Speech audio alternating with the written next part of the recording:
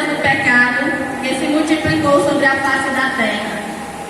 O povo de Israel sofre as amarguras de um cativeiro que se prolonga, consequência do seu pecado e afastamento de Deus. Em meio à incredulidade que campeia, uma voz profética se faz ouvir. O profeta Isaías assim profetizou. O povo que estava em trevas viu uma grande luz. 600 anos são passados, 6 longos séculos de espera, sem que a profecia se cumpra. Babilônios, persas, gregos e romanos são destinados a passar por este período em que o povo se esqueceu de Deus e nem se lembram que há uma promessa de um Messias Salvador. Nasce Jesus, o Rei tão esperado. Nasce o maravilhoso, o Conselheiro, o Deus forte, o Pai da eternidade e o Príncipe da paz. Ordem de sua turma, e coube por sorte, segundo o costume sacerdotal, entrar no santuário do Senhor para queimar o incenso. E toda a assembleia orava do lado de fora. Apareceu-lhe então o anjo do Senhor em pé, junto ao altar do incenso. E vendo-o Zacarias, turbou-se, e apoderou-se dele um grande temor. Zacarias, não tema, porque a tua oração foi ouvida. Isabel, tua mulher, você verás e darás à luz um filho, e lhe chamarão o seu nome João, e terás prazer e alegria, e muitos se alegrarão no seu nascimento, porque será grande diante do Senhor, não beberá vinho e nem bebida forte, e será cheio do Espírito Santo, desde o ventre de sua mãe. Mas como vou ter certeza disso? Pois eu já sou velho e minha mulher é de idade avançada. Eu sou da mulher que assisto diante de Deus e fui enviado a falar e a dar esta alegria nova. Todavia ficarás mudo e não poderás falar, até o dia em que tudo isso aconteça, porque tu creste na minha palavra e ao seu tempo há de se cumprir.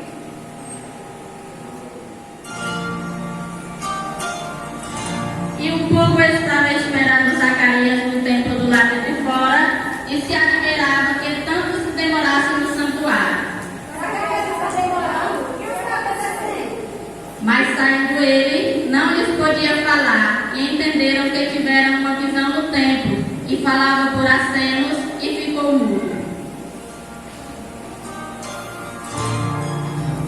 E sucedeu que, terminados os dias de seu ministério, voltou para casa, e passados esses dias, Isabel, sua mulher, concebeu, e ocultou sua gestação por 5 meses, dizendo: assim me fez o Senhor, anulando a minha vergonha entre os homens.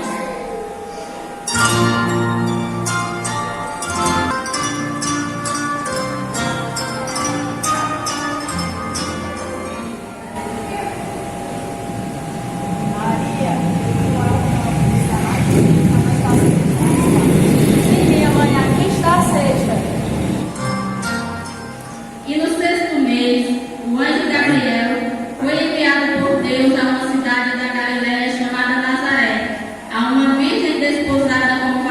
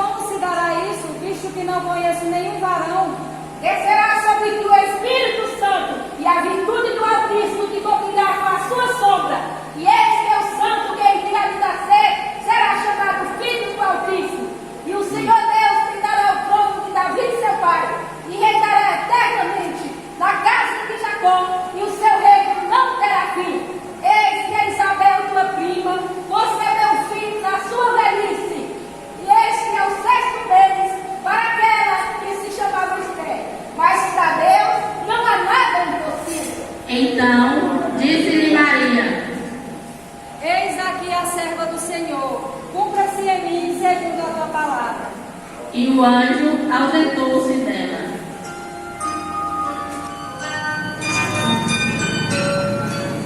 E ao saber da gravidez de Maria, José, seu noivo, sendo justo e não querendo difamá-la, resolveu deixá-la secretamente. Meu Deus, Maria está grávida. Como pôde isso acontecer? Nós nem nos casamos ainda. Como pôde ela ter sido tão infiel? Não há o que fazer, vou ter que deixá-la. Mas eu estou muito cansado, perturbado. Eu irei dormir um pouco e depois eu resolvo isto.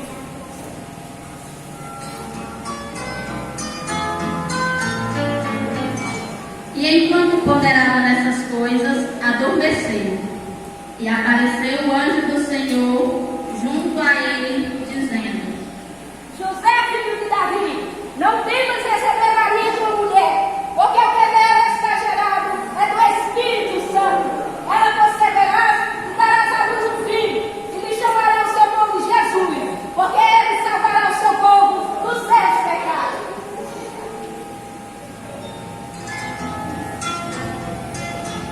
E despertando José do sono, fez como o Senhor havia lhe ordenado através de seu anjo, e recebeu em sua casa a sua esposa, sem que ele a tivesse conhecido. É verdade, sei que não há motivos para não crer, sei que fui escolhido por Deus para fazer parte desse plano divinal. E naqueles dias levantou-se Maria e foi apressadamente às montanhas, a uma cidade de Judá. E entrou em casa de Zacarias e saudou a Isabel. Saudações, minha prima Isabel. Saudações, minha prima Maria.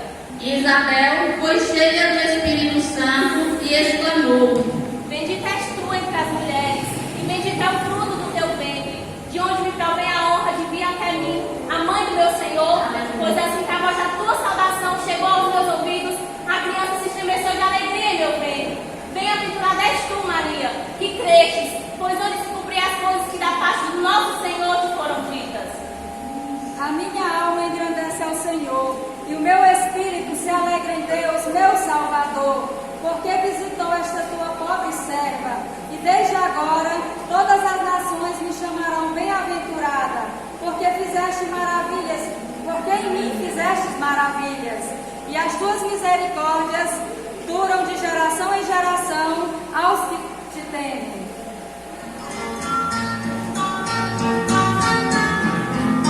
No tempo de dar à luz, teve um filho, e os seus vizinhos e parentes ouviram dizer como o Senhor havia sido bom para Isabel, e se alegraram com ela. E no 8º dia foram circuncidar o menino, e queriam chamar pelo nome de seu pai, Zacarias. Olha o menino Zacarias, como está grande e forte. É verdade, está grande e forte. Não, mas o nome dele não será Zacarias, o nome dele será João. João, mas como João? Então a ninguém na sua família faz este nome. Vamos perguntar a seu pai. E perguntaram por acenos ao seu pai como ele queria que se chamasse o menino. E ele, pedindo uma tabuinha de escrever, escreveu: Ele se chamará João. João, voltei a falar. Aleluia! E todos ficaram admirados, e no mesmo instante a sua boca se lhe abriu, e ele começou a louvar a Deus. Bendito seja o Senhor, Deus de Israel, porque visitou e resgatou o seu povo, como havia anunciado, mediante os santos profetas, para nos livrar de nossos pecados e de nossos inimigos.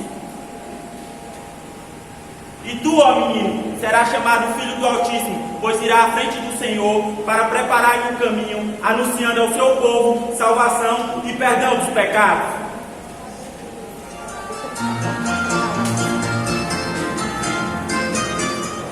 E o menino crescia e se fortalecia em espírito, e viveu no deserto até o dia que teria que manifestar-se a Israel. Este primeiro recenseamento foi feito quando Quirino era governador da Síria, e todos iam alistar-se, cada um segundo a sua própria cidade. Alistem-se todos. Essa é a ordem do imperador César Augusto. Alistem-se todos, ninguém deve ficar de fora. Alistem-se todos, todos mesmo.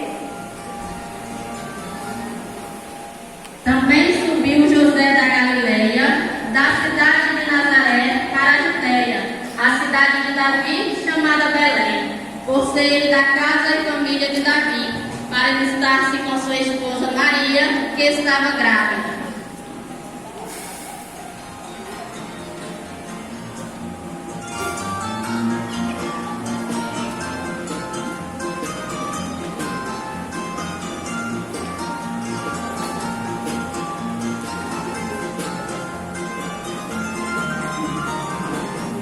Cidade cheia, hospedarias lotadas.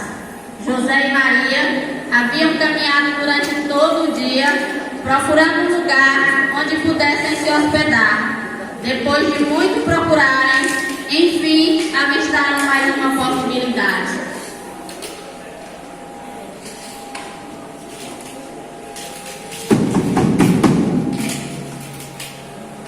Boa noite, Senhor.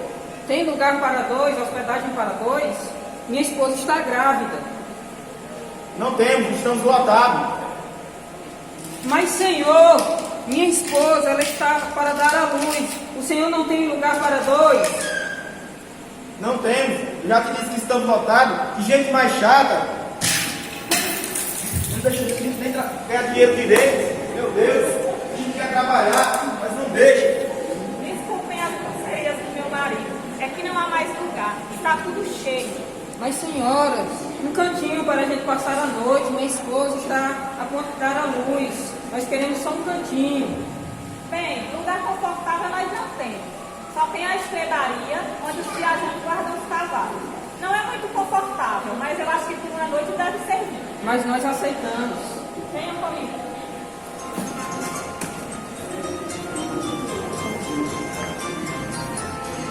E naquela humilde estrebaria, ela deu à luz ao seu filho, o primogênito, e envolvendo-o em panos, deitou-o numa manjedoura, porque não havia lugar para eles na estalagem.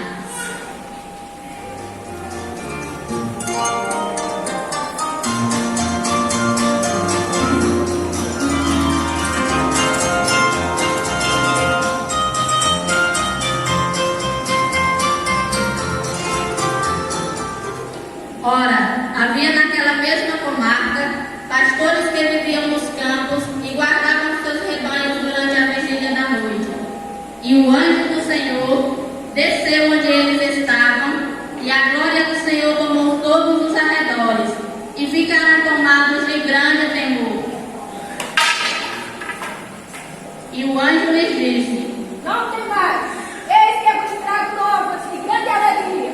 E será para todo o povo. Pois na cidade de Davi nos nasceu hoje o Salvador, que é Cristo o Senhor. Cristo vos será vacinado. Achareis o menino envolto em pano e deitado numa manjedoura. E no mesmo instante apareceu junto ao anjo a multidão dos exércitos celestiais, louvando a Deus e dizendo: Glória a Deus, nas alturas da terra, a vontade aos homens, atentando ele amor. E ausentando-se deles os anjos para o céu, disseram os pastores uns aos outros: Será isso verdade? Os nossos corações esperam tanto tempo por esta notícia. Terá Cristo nascido realmente? Não cabe a nós determinar o mistério de Deus. Vamos, pois, até Belém e vejamos isso, o que o Senhor nos fez saber. Vamos. E foram apressadamente a Belém. E chegando lá, acharam Maria sua mãe e José, e o menino deitado numa manjedoura, e o adoraram.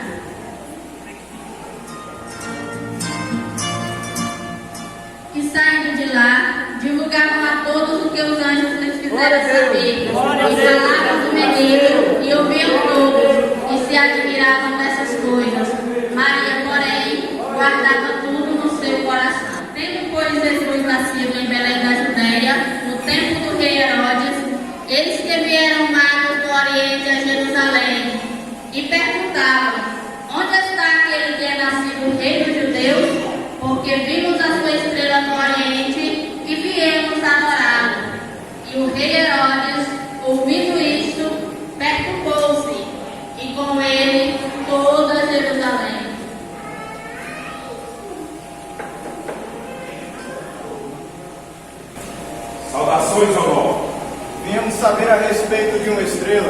De uma estrela? Sim, sabemos que aqui em Belém é nascido o rei dos judeus. Um momento.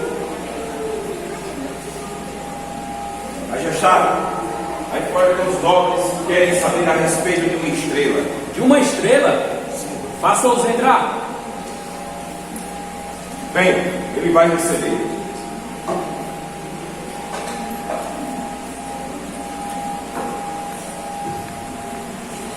Saudações, majestade. Então quer dizer que vocês vieram aqui para me falar a respeito de uma estrela. Falai, nobres do Oriente. Sim, majestade. Cremos que foi a sua estrela que nos guiou até aqui. Onde está o rei dos judeus que aqui acaba de nascer? Como disseste? Rei dos judeus? Sim, majestade. As escrituras confirmam que seriam em Belém da Judéia, porque assim está escrito por intermédio dos profetas. Herodes ficou perturbado, pois ele era o rei dos judeus, e convocou então os principais dos sacerdotes e escribas do povo. Vá buscar as escrituras. Quero saber se elas realmente confirmam o que dizem. Vamos! Depressa! Sim, majestade. Aqui está, majestade. As escrituras confirmam. E tu, Belém, Efrata, viste, de modo nenhum serás a menor da cidade de Judá, pois visto que de ti sairás o rei que governará Israel. Pelo que vejo, as escrituras realmente confirmam o que dizem. Portanto, ide a Belém e informe acerca dessa criança. Quando encontrarem, me comuniquem para que eu também possa ir adorá-lo. Sim, majestade. Tendo eles ouvido as palavras do rei, partiram para Belém. Porém, Herodes intentava no seu coração contra o menino. Rei dos judeus, veremos, destruirei esse pretensioso rei dos judeus. Mas como fará, majestade? Não sabe onde mora, nem onde vive. É verdade. Nunca vi, não conheço, também pouco sei onde mora. Por isso farei pior ainda. Ordenarei a matança de todas as crianças abaixo dos 2 anos de idade. Dentre esses deverá estar o pretensioso rei dos judeus. Há de haver um grande massacre na Judéia. Não, majestade. Isto é horrível.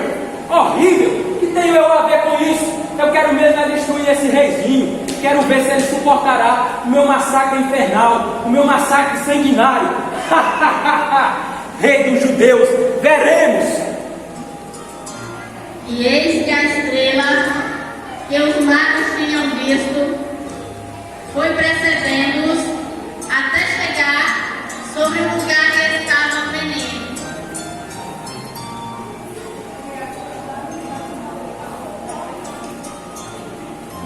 E ali a estrela parou. E vendo eles a estrela, seus corações jubilaram de profunda alegria. E entrando eles na casa, acharam o menino com Maria sua mãe, e prostrando-se, o adoraram. E abrindo seus tesouros, ofertaram-lhe dádivas, ouro, incenso e mirra. Ouro para o rei, incenso para o profeta e mirra para o sacerdote.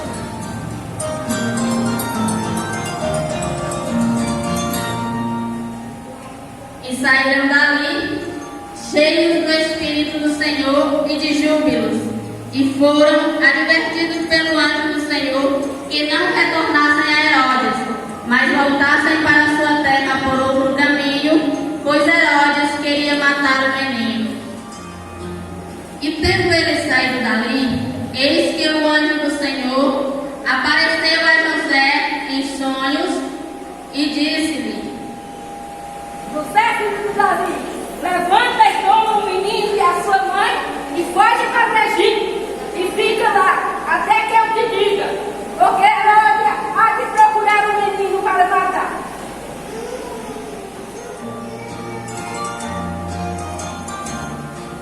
E foi-se ele de noite e tomou o menino e sua mãe e partiu para o Egito.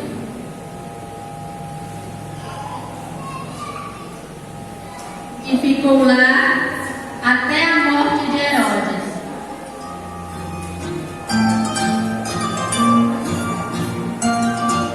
E passando os dias da sua purificação, segundo a lei de Moisés, levaram-no a Jerusalém para apresentá-lo ao Senhor, conforme está escrito: todo primogênito ao Senhor será consagrado. E para oferecer o sacrifício, levaram um par de pombos. Ora, havia em Jerusalém um homem chamado Simeão, homem justo e piedoso, que esperava a consolação de Israel. E o Espírito do Senhor estava sobre ele, e foi-lhe revelado pelo Espírito que não morreria antes de ver o Cristo do Senhor. Movido pelo Espírito Santo, foi levado ao templo, quando os pais trouxeram o menino para fazer com ele o que a lei ordenara. Simeão o tomou nos braços e louvou a Deus, dizendo: Agora, pois, despede em paz o teu servo, Senhor. Eis que os meus olhos já viram a tua salvação, a qual tu preparaste perante a face de todos os povos, luz para iluminar as nações e glória para o povo de Israel. E estavam o pai e a mãe do menino admirados do que dele se dizia. E Simeão os abençoou e disse a Maria: Eis que esse está posto para a queda e elevação de muitos em Israel, para sinal do que é contraditório. E uma espada transpassará também a sua alma, para manifestação de pensamentos de muitos corações. Havia uma profetisa chamada Ana, filha de Fanuel, da tribo de Aser. Era viúva de 84 anos de idade, e esta não deixava o templo, mas adorava dia e noite em jejuns e orações.